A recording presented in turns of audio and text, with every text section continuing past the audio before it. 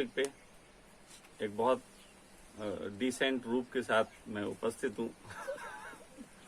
तो अब ये कोई पूछेगा इसकी क्या जरूरत है। तो आज का टॉपिक सीधा सा ये है, एक लड़का है, किसी नाम मुझे नहीं याद रहते, एक लड़का है, अभी 2-3 दिन पहले उसने कमेंट्स किया था। उसने कमेंट्स किया था कि स्वामी जी हुक्के पे और शराब पे कुछ बोलिए, हुक्के और शराब का आध्यात्मिक जीवन में क्या योगदान। असल में वो कमेंट्स कम था, वो कमेंट्स ज्यादा था। वो कमेंट जो है फेसबुक वाला कम था, मेरे ऊपर कमेंट्स ज्यादा था। तो ऐसा होता रहता है बहुत बार। तो मैंने कहा ठीक है, लेकिन बेटा इसमें तुमने सेक्स का जिक्र नहीं लिखा। तो फिर उसे किसी और लड़के ने कुछ पूछा तो उसने कहा नहीं, ये प्रश्न मेरा नहीं है, किसी और का है। तो मैंने कहा चलो इसमें थोड़ा सेक्स भी जोड़ देते हैं, मांसाहार भी जोड़ देते हैं। अब एक ही साथ सबका जवाब दे दें, बार बार तुम लोग ये बातें करोगे, कब तक बकबक करें। तो जिस मित्र ने ये लिखा है, पहले तो उस मित्र से ये प्रश्न उठता है कि तुम्हारा प्रश्न नहीं, ये मैं जान गया, तुमने बता दिया, लेकिन जिसने ये उठाया है उसका भी प्रश्न नहीं है, और उसके जहन में ये प्रश्न जिसने उठाया उसका भी ये प्रश्न नहीं। और सदियां बीत गई, न जाने कितने लोगों ने लोगों को ये प्रश्न दिए, और उनके प्रश्न वो अंतस में गूंजते रहे, परेशान करते रहे, डिवाइडिंग माइंड करते रहे, और फाइनली आज मेरे सामने हैं जिसको ये प्रश्न कोई डिवाइडिंग माइंड नहीं कर सकता। उसका एक कारण है, हम सब कितने रंगों के बारे में जानते हैं, कितने रंगों के बारे में।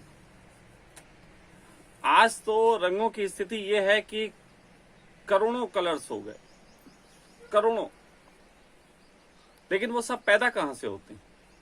3 रंगों से। मात्र 3 रंगों से वो करोड़ों कलर पैदा होते हैं।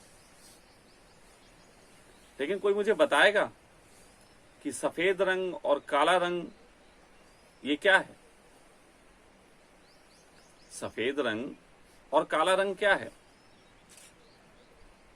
सफेद रंग है सभी रंगों से मुक्ति, सभी रंग छोड़ देना,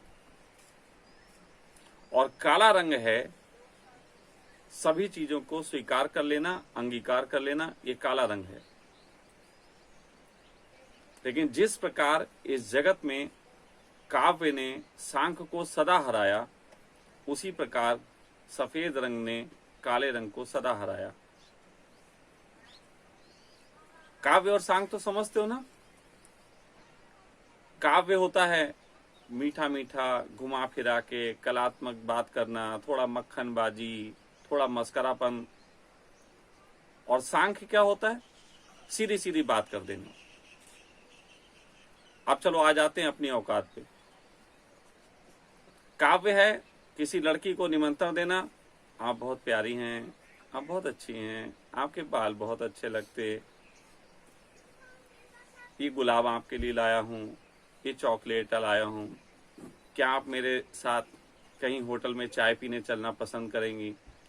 फिर थोड़ा आगे बढ़ के, क्या आज रात में आपके साथ रुक सकता हूं? दिस इज काव्य। बहुत प्यारा लगता है हर स्त्री को। और सांख्य क्या है? आई वाना फक यू। सीधा सीधा। जो काव्य घुमा फिरा के कह रहा, सांख्य सीधे कहता है, और सीधी बात तुम्हें समझ में नहीं आती, क्योंकि तुम खुद इतने जलेबी हो कि कोई अगर तुम्हारे सामने सीधा आ जाए तो तुम उसको जलेबी देख लेते हो। तो पहली बात यह है कि मांसाहार, शराब, सेक्स, हुक्का, ये जितनी भी चीजें हैं जिसको मैंने अंगीकार किया, जिसका विरोध नहीं किया, ये सब मेरी मालिक नहीं है। आप में से दूर दूर से जो लोग मुझे देखते हैं, उनके लिए ऐसे ही हैं कि दूर से जो देखा अंडे उबल रहे थे, पास जाके देखा गंजे उछल रहे थे। तो पास आओ, यहाँ बैठे हैं इस समय बहुत सारे लोग, उनको पता है कि यहाँ गंजे ही उछल रहे थे। दूर से तो जब इन्होंने भी देखा था तो अंडे उबल रहे थे, अब अंडे कौन से वाले हैं तुम समझ जाओ, तुम्हारे भी अंडे उबल रहे हैं, क्योंकि मैं तुम्हारी भाषा में बात करूंगा। अब इस समय मैं कोई बहुत सात्विक प्रवचन देने के मूड में नहीं हूं, तो इसलिए आप ये ध्यान रखो कि सात्विकता के बहुत लक्षण मेरे अंदर तुम्हें दिखाई भी नहीं देंगे। तो बात ऐसी है कि मैंने जगत में हर चीज का अंगीकार किया। मैं काला रंग हूं, मैं सफेद वस्त्र नहीं हूं जो चीजों से बचता हूं, लेकिन सफेद वस्त्र वाले लोगों ने तुम्हें जीवन में एक बहुत दिमाग में बातें दी। उनमें एक बात है, जगत ब्रह्म है, परमात्मा ही सब कुछ है, परमात्मा का ही वास है, उसकी इच्छा के बगैर पत्ता भी नहीं हिलता, न जाने क्या क्या। और फिर शराब इनकार है, मांसाहार इनकार है, फिर उसके बाद सेक्स इनकार है। तो क्या ये प्रकृति से बाहर है? मैं इस प्रकृति में जो भी है, इस प्रकृति में जो भी है, इस प्रकृति से जो भी उपजा है, उसे स्वीकार करता हूं, सिवाय एक चीज के, और वो चीज प्रकृति ने नहीं उपजी। वो चीज प्रकृति ने नहीं उपजी, ये भी बता दूं।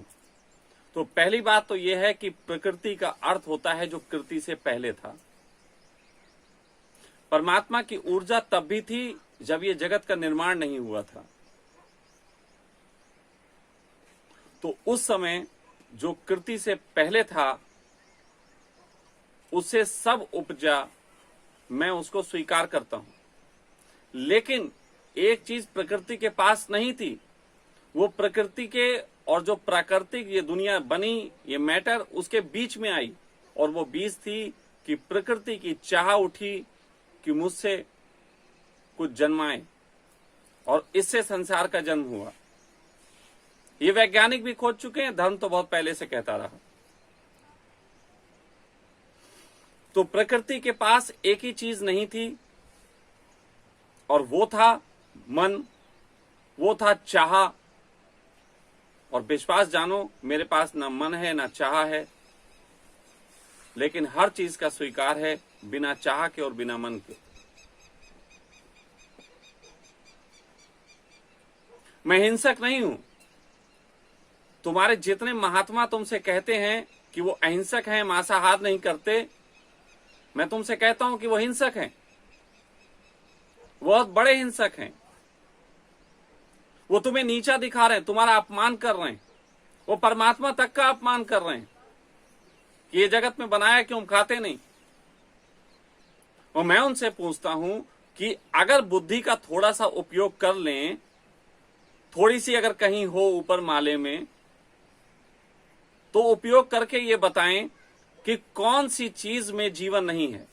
अभी कोरोना के पीछे भी तो दवाई लेके पड़े हो, हिंसा नहीं कर रहे। कोरोना भी तो एक जीव है। सांप आ जाता है, मारते हो नहीं मारते हो? तुम हिंसक हो। लेकिन मैं ऐसा नहीं कह रहा हूं कि मैं अभी सांप आएगा तो मारूंगा नहीं। अरे मैं तो हत्या भी कर दूंगा, और करने वाली करूंगा। मैं तो आदमी की भी हत्या कर सकता हूं अगर वक्त पड़े तो। मैं एक महाभारत का फिर से निर्माण करवा सकता हूं, मुझे कोई आपत्ति नहीं।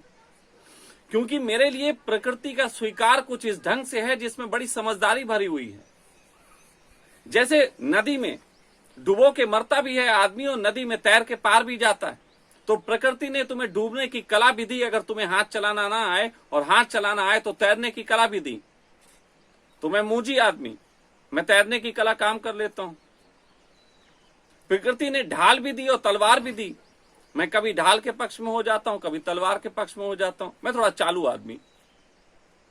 तुम्हारे महात्मा कुछ बेवकूफ किस्म के, घबराए हुए, डरे हुए, सहमे हुए। मैं नहीं हूं। तुम्हारे महात्मा तुमको सिर्फ वो चीजें दे रहे हैं जिससे मीठा मीठा तुम्हें बहुत बढ़िया बढ़िया काव्य सुना के फांसा जा सके, और फिर तुम रोते हो उन महात्माओं के पास। ये भी पक्का है। जैसे एक स्त्री, लोग उसको कांटा डाल डाल के फांसते हैं। ये आई लव यू वाला और चॉकलेट वाला और ना जाने क्या क्या।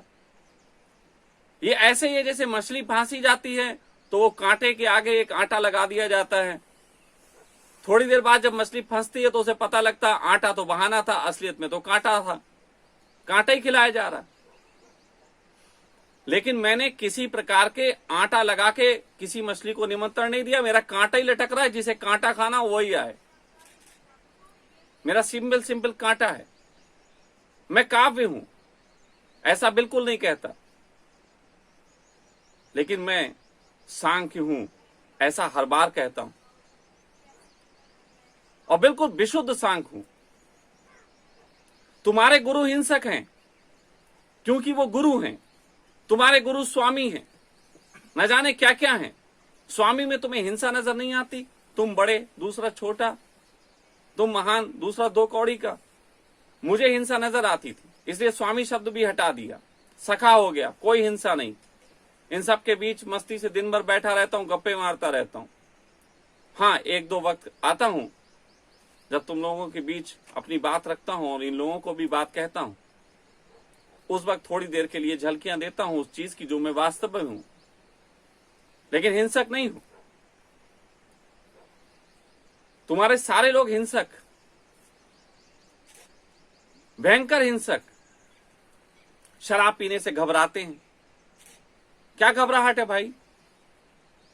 क्या घबराहट है? शराब पी के तुम कुत्ते हो जाओगे? तो कुत्ता होने से घबराहट है? अरे समझदारी बढ़ाओ। शराब में नशा होता तो नाश्ती बोतल। अगर कोई आदमी के अंदर उपद्रव भरा है तो शराब पी के उपद्रव निकलेगा। जिसके अंदर नहीं भरा उसके अंदर नहीं निकलता। तुमने मेरे साथ शराब के फोटो देखे? कभी उपद्रव करते हुए कोई वीडियो देखा मेरा? यहां बैठे हैं ये लोग, इन्होंने मुझे देखा होगा। एक आध बार मैं बैठ गया, ऐसे जाम से जाम टकराया, होंठों से भी लगाया। इतना अपमान तो नहीं करता कि जिसे जाम से जाम टकराऊं फिर होंठों से ना लगाऊं, लेकिन कुत्ता बनते तो नहीं देखा। लेकिन बुलाओ तुम अपने महात्माओं को, पिलाते हैं 2 पैग, और तुम उनके कुत्तागरी देख लो। उनके अंदर जितना बवाल होगा निकल आएगा। इसीलिए वो पीने से घबराते। वो तुम्हारी तो टेस्टिंग करते। ध्यान करो, करो। मैं कहता हूं तुम सच्चे शिष्य बनो, उनकी टेस्टिंग करो। गुरुजी 2 घूंट मार लो, पता लग जाएगा सब। दूध का दूध, पानी का पानी, कि तुम्हारे महात्माओं ने अपने चित्त में दबा क्या रखा है। और मैं कह रहा हूं मुझे बैठा लो तुम अपने सारे महात्माओं के बीच। ना तो मैं नशे को उपलब्ध होऊंगा, ना मैं किसी बड़बड़ को उपलब्ध होऊंगा। किसी भी प्रकार की बड़बड़ नहीं। हाँ, एक चीज को उपलब्ध होऊंगा, वो मैं आपको बता देता हूं। सुबह के समय थोड़ी गले में खुश्की हो जाएगी, क्योंकि जिसकी जरूरत ना हो वो ले रहे हो तो ऐसे ही होता है। मुझे भी हो जाएगा, लेकिन इसकी वजह से मैं किसी ऐसे व्यक्ति का अपमान नहीं कर सकता जो पीने में आनंदित होता। मेरा क्योंकि आनंद की परिभाषा है तुम्हारे महात्माओं की सिंगल साइडेड, एक तरफा। एक आए थे थोड़े दिन पहले, ओशो। उन्होंने एक बात कही थी, भागो मत जागो। अच्छा, ये सिंगल साइडेड नहीं लगती? मैंने इसको थोड़ा बढ़ा दिया, चाहे भागो चाहे मत भागो, लेकिन जागो। अब जब मैं ये कहता हूं मैंने इसको बढ़ा दिया, तो लोगों को लगता है कि मैं अभी ओशो के विरोध में आ गया। अभी देखो तुरंत अभी अपने कुत्तागिरी पे उतर आएंगे कुछ सन्यासी इस बातों को सुन के। इसीलिए मैं आज तुम्हारी भाषा में बात करूंगा। मैंने ओशो को कॉपी पेस्ट नहीं मारा। मैं इतना भी हिंसक नहीं हूं कि अपने दिमाग को दूसरे की बातों का भोजन दूं। इतना भी हिंसक नहीं हूं। मैं तो किसी के प्रवचन भी नहीं सुनता, कभी किसी ने नहीं देखा। कैंडी क्रश खेले हुए मेरा फोटो दिख जाएगा राहुल गांधी की तरह, लेकिन किताब पढ़ता हुआ मेरा एक भी फोटो पूरी जिंदगी में किसी को उपलब्ध नहीं होगा। और तुम्हारे महात्मा है, तुम्हें किताब पढ़ पढ़ के वो जानते हैं तुम किन किताबों के शिकार हो, हिप्नोटिज्म किन किताबों ने तुम पे किया हुआ है। तो तभी पंजाब जाते हैं तो गुरु नानक का फोटो लगा लेते हैं, अयोध्या पहुंचते हैं तो राम का फोटो लेके पीछे बैठ जाते हैं, फिर कोई हिमालय की यात्रा करता है, काशी जाता है, न जाने कहां कहां जाता है। तुमने कभी किसी सन्यासी को देखा पटनी टॉप पे जाके लेक्चर करते हुए? तुमने देखा किसी सन्यासी को मसूरी में लेक्चर करते हुए? तुम्हारे जो बड़े बड़े महात्मा हुए, ये सब चूतिए एक ऐसी जगह जगह पे तुम्हें ले जाते थे जहां से तुम हिप्नोटाइज होते थे और फिर वहां जाके वही बात करते थे। हिमालय में जाके बात करेंगे तो बोलेंगे ओम, बात करेंगे जाके तुम्हारे अयोध्या में तो बोलेंगे जय श्री राम। ये रूप बदलने वाले धोखेबाज लोग।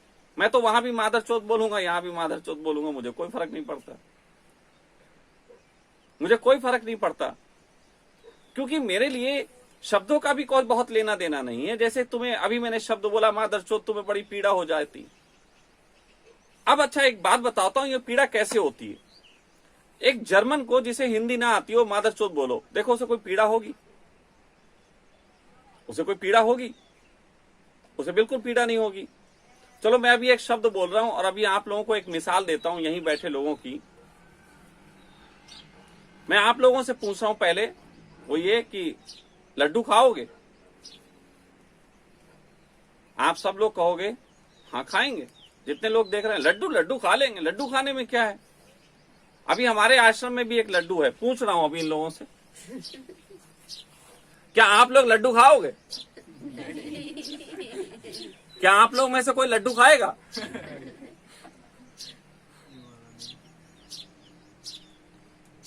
तुमने सोचा इन लोगों ने लड्डू खाने से इनकार क्यों कर दिया?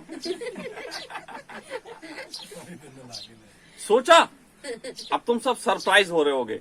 एक आदमी कहेगा ये बाबा जी का पहले से प्लान था, पहले बता दिया होगा सभी चेलों को कि जिस समय पूछूं लड्डू खाओगे तो कहना नहीं खाएंगे। लेकिन दोस्त मैं तुम्हें बता दूं ये लोग क्यों नहीं खाएंगे और तुम क्यों खाओगे। तुम इसलिए खाओगे क्योंकि लड्डू की तुम्हारे पास परिभाषा है बूंदी, पीला पीला, और यहां लड्डू की परिभाषा है 2 पैर पे, एक छोटा सा मस्तक लिए, एक छोटा सा शरीर लिए, यहां सबके बीच हंसते गाते घूमने वाला एक 4 साल का बच्चा, उसको हम लोग लड्डू बोलते हैं। तो बात खेल है सब परिभाषाओं का जो तुमने रच ली। कोरोना जीव है, नहीं है तो घबरा क्यों रहे, अगर मृत है तो उससे भय कैसा, वो एक वस्तु है तो उससे डरते क्यों हो। और महात्माओं को बोलो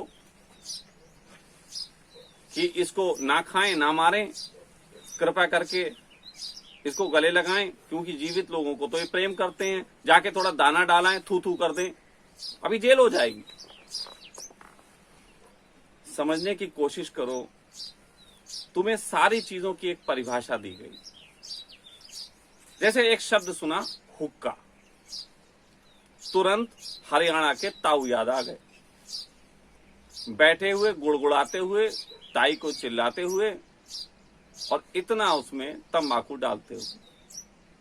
भाई मेरा हुक्का ये पास में रखा हुआ है, इसमें किसी प्रकार की तंबाकू नहीं पड़ती। ऐसा नहीं तंबाकू मुझे भय है, पी लेता हूं, लेकिन तंबाकू नहीं पड़ती, इसको मैं पीता हूं और इसके कुछ शारीरिक लाभ हैं, मुझे पता है, मैं उसके कारण पीता हूं, इसमें किसी को मुझे सुनने की जरूरत नहीं।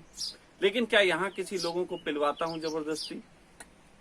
ऐसा एक बार भी आग्रह नहीं है, और सबको पता है वो विज्ञान, तो जिनको जरूरत नहीं वो नहीं लेते। और शायद एक आध कभी ऐसी बैठ के स्वामी लाओ हम भी फोटो खिंचा ले, हो जाता है, क्योंकि अब सबको बदनामी का थोड़ा स्वाद आ गया। मैंने इनको जीवन में इतना आनंद दिया कि अब ये बदनामी के साथ भी आनंद ले लेते, तो इसलिए ये फोटो चल जाता है। शराब भी मैं उसी तरीके से किसी के साथ बैठ के ले लेता हूं, अपमान नहीं करता, निश्चित जिंदगी में पी है, ऐतराज बिल्कुल नहीं है। शराब पीने वालों के लिए मैं चाहता हूं आश्रम में एक बार भी होनी चाहिए, भविष्य में इसका आयोजन करने का मेरा विचार है। रही बात सेक्स की, तो इतना ही कहूंगा, आई लव सेक्स। अब तुम्हारी जलती है तो जले।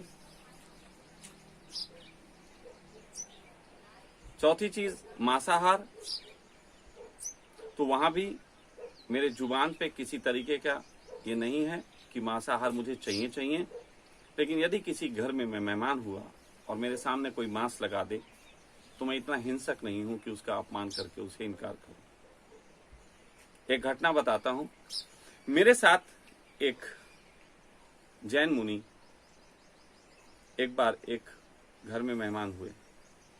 हम लोग जब वहां पहुंचे, हम और वो जैन मुनि, तो रात के लगभग 2 बज चुके थे। दूसरे शहर की बात थी। तो 2 बजे हम लोग जब वहां पहुंचे तो वहां जो महिला थी, जो जानती थी स्वामी जी आ रहे हैं, हम लोग किसी वजह से लेट हो गए, उसने हमारे लिए भोजन बना के रखा था। उसे पता नहीं था कि जैन मुनि भी आ रहे हैं।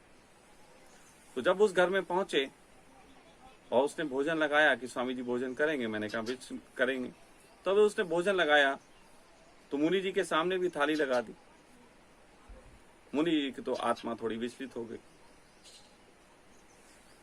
मुनि जी कहने लगे कि आपने इसमें प्याज डाला होगा, लहसुन डाला होगा। उसने कहा हाँ, स्वामी जी खाते हैं तो इसलिए मैंने इसमें डाला है। तो उन्होंने कहा कि हो सके तो मेरे लिए बिना लहसुन और प्याज की एक सब्जी बना दें। वो महिला थोड़ी सी पहले से जुड़ी थी मुझसे। उसने मुझसे हल्के से आंखों में इशारा लिया कि मुनि जी से कुछ कहना चाहती हूँ, कह दूं। मैंने कहा कह दे। तो उसने मुनि जी से कहा कि मुनि जी आप लहसुन और प्याज क्यों नहीं खाते? तो उन्होंने कहा कि ये गर्म होता है, इसमें थोड़ी हिंसा हो जाती है। हम अहिंसक लोग हैं, इसलिए हम ये नहीं खाते। उस महिला ने मुनि जी को जो जवाब दिया, वो जवाब आप सबको भी है। उस महिला ने कहा कि मुनि जी, आपको प्याज और लहसुन खाने में हिंसा दिखाई देती है, लेकिन रात के 2 बजे एक स्त्री ठंड के दिनों में आपके लिए खाना दोबारा बनाए, एक पहले खाना मौजूद होने के बावजूद, इसमें आपको हिंसा नहीं दिखाई देती। मुनि जी के पास कोई जवाब नहीं था। मैं उन मुनि जी का नाम अभी नहीं लेना चाहता, लेकिन वो मुनि जी इस समय अजमेर की दरगाह पे रहते हैं। उन्होंने अपना आश्रम छोड़ा, अपना जैन धर्म त्यागा, और वो हर बात त्यागी जो बात हिंसा देती है। किसी के दिल दुखाने से बड़ी हिंसा क्या हो सकती है? लोग नॉनवेज के विरोध में लोगों की हत्या कर देते हैं। कितने अहिंसक लोग, कितने अहिंसक। एक व्यक्ति शराब पीता है, उसको अपमान कर देते हैं, राह चलते उसको पीट देते हैं। कितने अहिंसक लोग। एक व्यक्ति प्रेम करता है, सेक्स करता है, अपने जीवन को खुल के कहता है, उसका अपमान करते हैं। कितने अहिंसक लोग। ऐसे अहिंसक से मेरा दूर दूर तक का कोई लेना देना नहीं है। मेरी अहिंसा तो ये है कि मैं जगत के हर आयाम को, हर आयाम के साथ हर इंसान को और हर चीज के साथ हर भाव को इस तरीके से घोल मिल दूं कि कोई भी किसी के साथ दूरी ना महसूस करे। लेकिन इससे पहले कि वो मैं घोलूं, मैं अपने जीवन में उसको घुलता देखना चाहता हूं। तुम्हारे लोग कितने अहिंसक हैं, कितने सन्यासी जो कोरोना के वक्त में कोरोना का रोना नहीं रोते, वो आज भी ओम ओम करवा रहे। कृष्ण तो बेवकूफ थे, कृष्ण तो बेवकूफ थे। अच्छे खासे अपने स्त्रियों को छोड़ के बांसुरी बजा रहे और आ गए कि अर्जुन तुम पीछे बैठो, हम आगे बैठते हैं, तीर पहला मुझे झेल लेने दो। कभी सोचा तुमने कृष्ण की करुणा दिखाई दी? महावीर की तुम्हें करुणा दिखाई दे जाती है, कृष्ण की दिखाई नहीं देती। चलो महावीर को भी लपेट लेते हैं। महावीर को कोई अहिंसक क्यों मानता है? महावीर को कोई अहिंसक इसलिए मानता है, तो एक बार एक व्यक्ति से चर्चा के दौरान वो कहने लगे, मेरे पास महावीर के लिए कोई शब्द भी नहीं है, उनकी करुणा इतनी अपार थी। मैंने कहा जैसे? तो वो कहने लगे, जैसे वो पांव को भी जमीन पे देख के रखते थे कि कहीं कोई चीटी नीचे ना आ जाए। और आज के दौर में होते तो मैं पूछ लेता कोरोना का वायरस नीचे आया क्या उन्होंने देखा। खैर चलो उसी दौर में चलते हैं जहां कोरोना नहीं था, महावीर की वहीं लेते हैं चल के। मैंने उनसे कहा कि महावीर, जिस बात पे लेके तुम इतना कहते हो कि वो अहिंसक थे, उस बात पे मेरे हिसाब से महावीर बिल्कुल अहिंसक सिद्ध नहीं होते। महावीर या तो बहुत घमंडी थे, या बहुत ईगोइस्टिक थे, और या महावीर बेवकूफ थे। कोई साइको टाइप के, कोई मिसफिट टाइप के आदमी रहे होंगे, वरना कोई देख देख के चलता है सड़क देख देख के भी कोई चलने की जरूरत। और अगर कहीं ये विचार आए कि मैं इसलिए देख के ना चलूंगा कि कोई चींटी भी नीचे ना आ जाए, तो यानी कि इस आदमी को बड़ा घमंड है, अहंकार है कि ये किसी को बचा सकता है। ये जगत इतना मिश्रित है कि यहाँ हम सब एक दूसरे की लाशों पे ही खड़े हैं।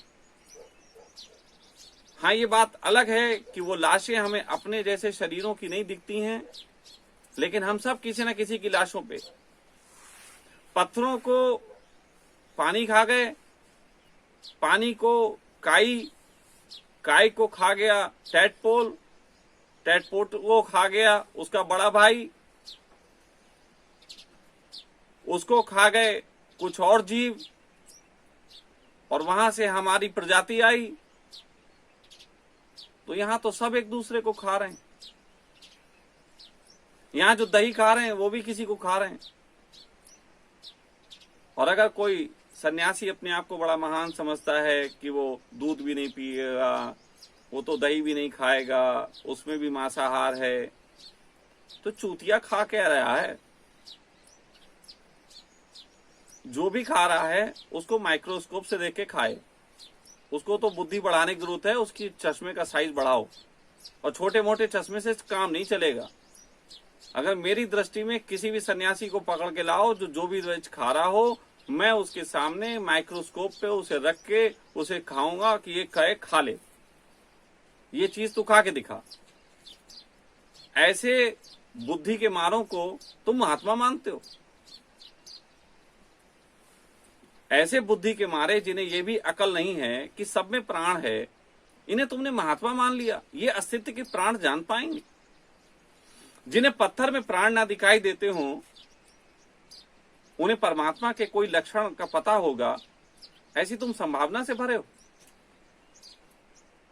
लेकिन जिसे पत्थर दिखाई देने के बावजूद ये दिखाई देता हो कि कौन मारता है कौन मरता है, यहां सब खेल चल रहा है, यहां एक फिल्म चल रही है, उसको देखो और निकल लो, ऐसा व्यक्ति निश्चित ही पात्र है इस बात को कहने का कि उसने ब्रह्म जाना। असल में इन महात्माओं ने जब बहुत इनकी समझ बढ़ी, तुम्हारे जितने भी महात्मा जो सफेद वस्त्र वाले, जब इनकी बहुत समझ बढ़ गई तो इन्होंने एक बात कही कि मैं शून्य हूं, लुल्लवटा सन्नाटा। तुम समझे नहीं? वो बाद में बता रहे थे, बहुत चूतिया बनाने के बाद उन्होंने लास्ट में एक्सेप्ट किया मैं शून्य हूं। लेकिन मेरे जैसा व्यक्ति और मेरे अलावा शायद कृष्ण जैसा व्यक्ति या एक आध और हुए हों जिनके नाम मुझे नहीं पता, वही कह पाए हैं कि मैं ब्रह्म हूं, मैं चूतिया नहीं हूं, मैं ब्रह्म हूं। मुझे हर चीज का पता है, हर प्राण से मेरा संबंध है, पूरा अस्तित्व मेरे साथ कनेक्टेड है, और इतना कनेक्टेड है कि मैं किसी को खा ही नहीं सकता, क्योंकि जब भी मैं खाता हूं मैं स्वयं को ही खाता हूं। लेकिन स्वयं को हम हमेशा खाते हैं, ये भी हम देख पाए, ये भी तुम्हारे इन बाबाओं के बस की बात नहीं जो शून्य हैं, इनके बस की बात नहीं। कहां इन माँ बाप के चक्कर में पड़े, ये खुद ही घन चक्कर हैं, तुम्हें भी चक्कर में डाल रहे। आओ मेरे प्रवचनों में आओ, मीठा मीठा बोले, मेरे प्रवचनों में आओ, हुक्का पी के देववाणी की बात करेंगे। आओ, मैं तुमसे शराब नहीं छुड़ाता, शराब के पीछे जो कारण है वो छुड़ाता हूं। मैं तुमसे ये नहीं कहता कि मांसाहार तुम मत करना, बल्कि मैं तुमसे ये कहता हूं कि करते वक्त जानना कि तुम ही थे, और उस प्रज्ञा के साथ तुम इसे भी खा सके तो निश्चित जानो जो मुर्गा तुम्हारे अंदर जाएगा वो देवत्व को उपलब्ध हो जाएगा। प्राण जोड़ के खाओ। तुमने देखा था पुराने समय में ऋषि मुनि ऐसे हाथ जोड़ के खाने के खाते थे। वो हाथ जोड़ के खाने का अर्थ वास्तव में तब पूरा होता है जब तुम बहुत गहरे में जानते हो कि इस पूरी पृथ्वी के एक एक रोम से, इस पूरे ब्रह्मांड के एक एक कण से तुम कनेक्टेड हो, बिल्कुल भी दूर नहीं हो। तो मैं तुमसे कहता हूं कि मैं काला वस्त्र हूं। मैंने पूरे तरीके से हर चीज को अंगीकार कर लिया है, यहां तक कि सफेद वस्त्र को भी। लेकिन तुम्हारे महात्माओं के पास अभी ऐसी कला नहीं आ पाई कि वो मुझे स्वीकार कर पाए। उनकी आत्माएं कांपेंगी। तुमने देखा कि कृष्ण के जीवन काल में उस समय बहुत बड़े बड़े ऋषि मुनि थे, बहुत बड़े बड़े, महर्षि व्यास, अगस्त, न जाने कौन कौन, कितने बड़े बड़े महात्मा। लेकिन सब कृष्ण के पास आके एकदम झुकते थे। कृष्ण के पास आके वो नतमस्तक होते थे। कारण क्या था? कभी सोचा? जिस तरीके से कोई व्यक्ति जब बुद्धत्व को उपलब्ध होता है तो देवत्व भी झुकने आ जाते हैं, उसी तरीके से जब कोई व्यक्ति पूर्णता को उपलब्ध होता है, चाहे वो किसी भी तरीके के आयामों को स्वीकार करके हुआ हो, तो जो सिंगल आयाम से चलने वाले लोग होते हैं वो उसके प्रति नतमस्तक होते हैं, होना पड़ता है। तुम्हारे जगत के जितने महात्माओं को मेरी खबर पहुंचेगी, भले ही वो मेरे पास आने का साहस ना करें, कंधे पे चोट होती है, लेकिन अंदर अंदर उनके मस्तक झुकेंगे। लेकिन मेरा मस्तक किसी के प्रति कभी झुकने को तैयार नहीं। हाँ, मैं उनको मित्रवत आवाज कह सकता हूँ, आवाज कह के कह सकता हूँ कि भाई आओ, एक सखा तुम्हें बुलाता है, छोड़ो ये एक आयामी होना, इस जीवन के सब रंग तुम्हारा इंतजार कर रहे हैं। तो ये कारण है, एक आध्यात्मिक व्यक्ति कभी भी किसी भी तरीके की चीज का इनकार नहीं करेगा। लेकिन एक धार्मिक व्यक्ति जो कि कुछ आयामों को अपने अंदर जबरदस्ती थोप थाप के अपने आप को महात्मा समझ लेता है, वो हर चीज का स्वीकार करने में समर्थ नहीं होगा। तो मैं आध्यात्मिक हूं। आपने सही शब्द यूज किया था कि हुक्के और शराब का आध्यात्मिकता में क्या उपयोग। आध्यात्मिकता में तो बहुत सारे झंझट हैं। तो मैं आध्यात्मिक हूं, कृपया करके मुझे धार्मिकों की श्रेणी में ना रखें। जो व्यक्ति अस्तित्व को पूरा स्वीकार करता है वो आध्यात्मिक, जो व्यक्ति अपने जीवन की सुविधाओं को देखते हुए, अपने स्वभाव को देखते हुए दो चार चीजों को चुन के उसके बीच में जीता है, वो धार्मिक। तो निश्चित ही मैं धार्मिक नहीं हूं, मैं बिल्कुल धार्मिक नहीं हूं, मैं आध्यात्मिक हूं। आपका ये प्रश्न बिल्कुल सही आदमी से किया गया था, इसका मैंने जवाब दिया। और एक बात और कहता हूं, हर व्यक्ति के पास धार्मिकता का लक्षण हो ना हो, आध्यात्मिकता का लक्षण होता है। क्योंकि मेरी धार्मिकता तेरी धार्मिकता मैच नहीं कर सकती। कोई व्यक्ति 4 रोटी खाता, कोई 2 खाता, कोई 3 खाता है। एक बाबा जी क्या खाते नहीं पाते हैं, उनको देख के तुम अपने जीवन में उसको उतारोगे, बहुत झंझट में पड़ोगे। लेकिन तुम पूरे अस्तित्व को अपने जीवन में उतारोगे, कोई झंझट नहीं होगा। विश्वास मानो, इस अस्तित्व में वो चीज प्रवेश ही नहीं कर सकती जो तुम्हारे जीवन को नुकसान पहुंचा सके। जीवन का मतलब ये वाला जीवन नहीं। मैं यहाँ पे आध्यात्मिक जीवन की बात कर रहा हूँ, आत्मिक जीवन की बात कर रहा हूँ। मैं यहाँ बात कर रहा हूँ उस परम की जिसको सब पता है, जो सब बेहतर ढंग से निर्माण किए है। सिर्फ एक चाह थी, वो गलत आ गई। तो कोशिश यही होती है कि एक व्यक्ति चाह हटा के उसकी तरफ बढ़े और पूरे जगत को गले लगाए। और निश्चित ही जो व्यक्ति ऐसा कर पाता है वो प्रकृति को पूरा पी पाता है, जैसे मैंने पिया।